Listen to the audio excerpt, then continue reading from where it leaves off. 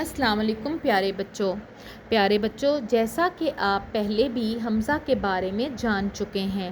آپ جانتے ہیں حمزہ ایک امدادی حرف کے طور پر استعمال ہوتا ہے، اس سے کوئی بھی لفظ نہیں بنتا۔ یہ دوسرے الفاظ کی آوازوں کو مضبوط بناتا ہے۔ چلیے آج ہم حمزہ کو مصوتوں کے ساتھ ملا کر پڑھیں گے۔ حمزہ کیونکہ آ کی آواز دیتا ہے، اس لیے ہم اسے او، ای اور اے کے ساتھ ملا کر پڑھیں گے۔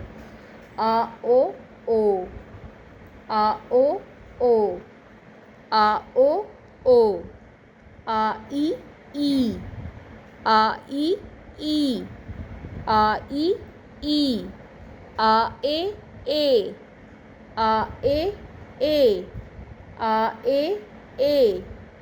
دہرائیے، آ او او، آ ای ای، آ اے اے۔ شاباش پیارے بچوں، آپ اسی طرح سے اپنی بلند خوانی کی مشق کو جاری رکھیے۔ اگلے سبق کے ساتھ اگلی ویڈیو میں ملاقات ہوگی، تب تک کے لیے اللہ حافظ۔